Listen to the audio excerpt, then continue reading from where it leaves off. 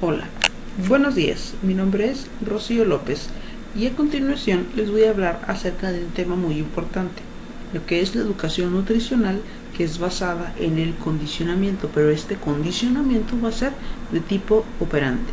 Cabe destacar que el objetivo de esto es llevar a cabo la explicación del mismo, esto para la asignatura de Psicología de la Nutrición. Y para comenzar, debemos tomar en cuenta qué es el condicionamiento operante.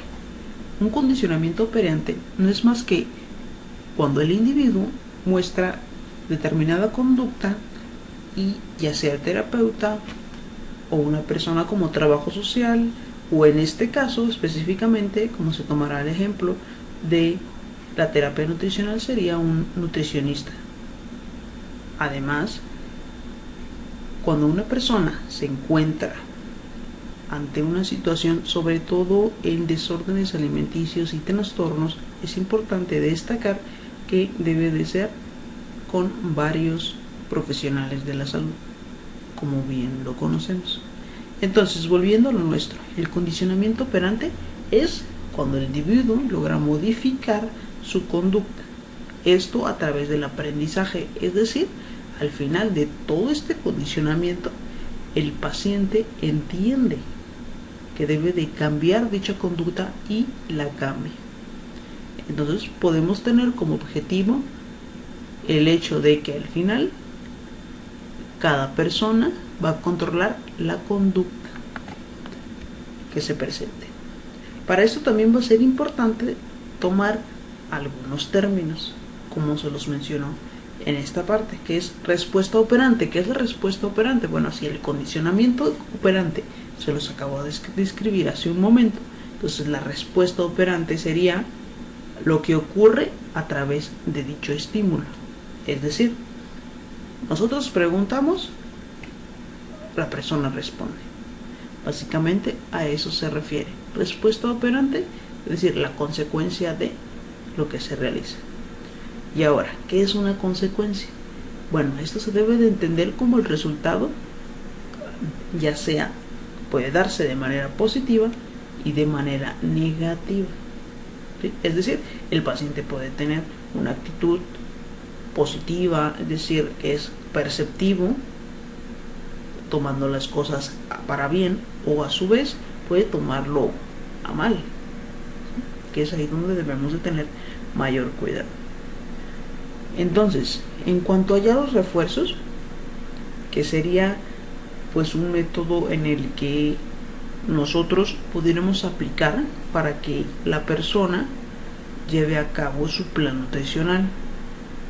Un refuerzo entonces se va a entender como a todo aquello que la persona requiera para poder realizar el cambio de conducta. Es decir, es como una especie de premio, por así decirlo. Para esto, entonces va a ser importante mencionarles también que debe de ser positivo o negativo, ¿sí? Es decir, un refuerzo positivo sería, por ejemplo, el hecho de una recompensa, como cuando un paciente tiene una conducta positiva, como realmente está cumpliendo con dichos parámetros que se les están proporcionando, como el plan de alimentación. Bueno, vamos a darle una recompensa. ¿Cuál sería esa recompensa? Por ejemplo, realizar ciertos alimentos, dárselos como luz verde, luz naranja podríamos mencionarlo, ¿sí? Como, así es como lo manejamos en la mayoría de nuestras consultas, ¿sí? Sería una especie de recompensa. Claro está que este refuerzo positivo debe de contemplarse durante todo el contexto en el cual se encuentra este paciente, ya que si realmente le hace daño, debemos de buscar otro tipo de refuerzo positivo. En cambio, el refuerzo negativo, básicamente se utiliza en los trastornos y los desórdenes alimenticios. Esto para realizar una especie de barrera, podríamos decirlo, o como se los menciono ahí, eliminar lo que es un estímulo aversivo. ¿Cómo sería eso? Una persona con trastorno de bulimia, anorexia, que simplemente no quiera comer, por así decirlo, en base a este refuerzo negativo, vamos a eliminar ese estímulo aversivo, es decir, eso que él está poniendo para no llevar a cabo lo que es el plan. También es importante mencionar lo que se entiende por castigo. ¿Qué es un castigo? Bueno, así como los refuerzos pueden ser buenos y malos, pero es importante saber aplicarlos y notar la diferencia entre un castigo positivo y uno negativo. Es decir, mediante un castigo positivo puede ser simplemente una llamada de atención, de decir y explicarle, mira, realmente no debes de hacerlo de esa manera. En una terapia podríamos mencionar las consecuencias, por ejemplo, de a corto y largo plazo, el hecho de no llevar una alimentación saludable continua según el contexto como se los menciona. Y ya el castigo negativo ya sería como un tipo de sanción. Esa sanción puede ser de diferente manera, tanto, no sé, económica se me ocurre, o quizás una sanción como una restricción, ¿sí?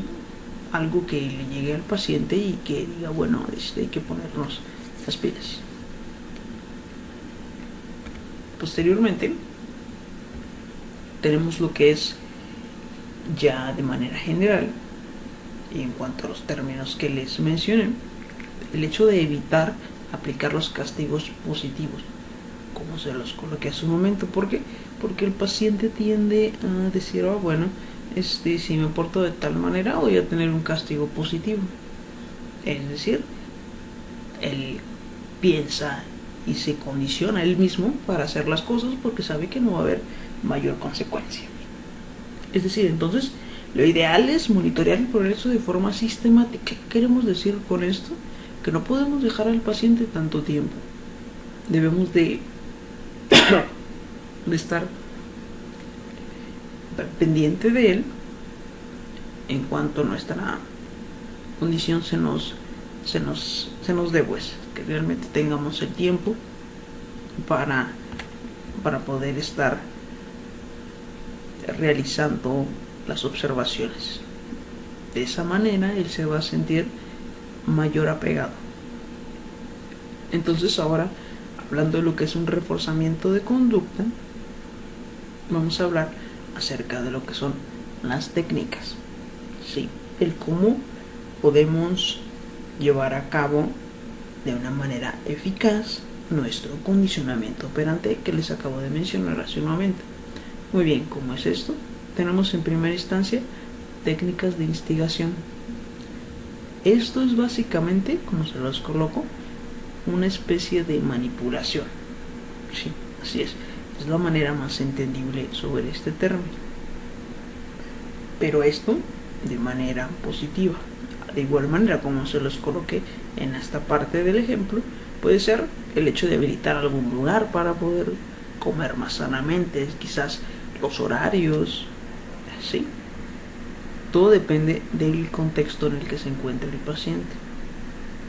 Es decir, si el paciente no puede llevar a cabo sus tiempos de comida, bueno, darle opciones como vamos a manipularlo de manera de que, bueno, antes de ir a trabajar, sabes que tienes que llevarte tu colación, por así decirlo, en el camino, ¿sí? Entonces eso ya sumaría un tiempo de comida y así sucesivamente, ¿sí? Sería una especie de manipulación. También existe lo que es el moldeamiento. ¿Qué es el moldeamiento? Bueno, este es cuando se da lo que es la conducta que se quiere cambiar, así como nuestra intervención, y poco a poco se va viendo una especie de acercamiento, de, como lo dice su palabra, moldeamiento, se va camino a, aunque aún no se logra del todo. Es por eso que, sobre todo en las conductas aversivas, es ideal. También tenemos lo que es la técnica del desvanecimiento. Esto, es decir, nosotros les estamos otorgando un reforzamiento. Bueno, no podemos otorgarle tal reforzamiento al paciente por siempre, ¿verdad? Entonces, este reforzamiento hay que ir dárselo gradualmente. Por ejemplo, la especie que les coloqué ahí, que es el uso de lista de alimentos. Eso es muy peculiar, sobre todo cuando damos los planes de alimentación. Bueno, que les damos una especie de semáforo según la patología o la situación en la que se encuentre, y le decimos, ¿sabe qué? Vamos a llevar este semáforo, estas cantidades. Muy bien, entonces un ejemplo de desvanecimiento sería, ok, te otorgo este semáforo durante un tiempo, posteriormente te lo voy a retirar y quiero que en presencia mía me coloques cuáles son los alimentos que sí puedes comer y cuáles que no. Sería un ejemplo de desvanecimiento. Posteriormente ya tenemos lo que es el encadenamiento. Esto no es más que llevar una especie de seguimiento, podríamos decirlo, es decir, como se los mencionó, una especie de cadena, de eslabón, es decir, paso a paso, incluyéndolo de nueva cuenta en un ejemplo de una consulta nutricional. Sería el hecho de decirle al paciente la importancia de tratar los alimentos con higiene e inocuidad. Esto desde el momento en que los estás adquiriendo, es decir, desde el local en donde ellos lo van a consumir, es decir, se lo van a llevar a su casa, prepararlo, posteriormente hacer la ingesta. Entonces, ese sería, por ejemplo, un ejemplo en el cual se le va a otorgar la asesoría, la educación, desde que se hace la elección del alimento hasta que al final se llegue a la ingesta de alimentos, teniendo como resultados todos los puntos anteriores de manera positiva, es decir, que se haya logrado. Además, ya para finalizar, es importante mencionar los programas, ¿sí? Estos pueden ser de reforzamiento de razón y de intervalo. Ok, ¿cómo es esto? De razón la vamos a poder apreciar, como se los coloqué, es a la obtención después de un número concreto de respuestas. Es decir, ya he tenido en varias ocasiones la misma respuesta de mi paciente. Por ejemplo, sigamos con lo mismo. Tenemos lo que es terapia nutricional. Ya se le realizó lo que son los estímulos, los refuerzos. Estamos teniendo lo que es su conducta. Entonces, esas conductas las vamos a evaluar como respuestas. Si esas respuestas son favorables o no, ¿sí? Entonces ya vamos a tender a cambiar nuestro refuerzo o no. Después tenemos lo que es del programa de intervalo. Esto, como su palabra lo dice, se va a proporcionar a manera de recompensa después de un tiempo, después de la última vez. Es decir, vamos a estar checando cuál fue el tiempo en el que yo te di el último estímulo para que reaccionaras de tal manera, es decir, para que llevaras tu plan de alimentación. Y después de cierto tiempo te lo voy a volver a proporcionar, pero ya dejamos de pasar ese tiempo. Y esto más que nada es para poder reforzar el hecho de ir quitando ese refuerzo. Recordemos que el objetivo del condicionamiento operante es que el individuo, el paciente, al final sea responsable de su propia conducta con las herramientas que les estamos proporcionando. Ahora, acerca de lo que son las técnicas para reducir o eliminar, tenemos la extinción. Esta es cuando se deja de reforzar la conducta que ya había sido reforzada previamente. Esto es un caso muy peculiar cuando llegan nuestros pacientes a consulta y ¿sabes qué? Es que dices, por ejemplo, es que no estoy comiendo nada, el plan de alimentación que me colocaste realmente no me agrada. Entonces, aquí aplicaría el hecho de extinción, de realmente ignorar las quejas, para que ellos entiendan que no va a haber un cambio por parte de nosotros y que realmente son ellos los que tienen que ir cambiando. Y que tanto el reforzamiento que le habíamos otorgado previamente ya no va a seguir. También tenemos lo que es el entrenamiento de omisión. Este es, a la ausencia de conducta se le da una ausencia de recompensa. Es decir, tú no me estás respondiendo de tal manera, no estás respetando el consumo de sodio en los alimentos que yo te sugerí. Entonces, ¿sabes qué? Te vamos a quitar absolutamente todos los alimentos que contengan mayor cantidad de sodio o todo el sodio. Ese sería un ejemplo en entrenamiento de omisión. Ahora, también tenemos el coste de respuesta. Esto más que nada es el hecho de estar llevando a cabo una cuenta, podríamos decirlo. Es decir, te portas bien, llevas a cabo dicho plan.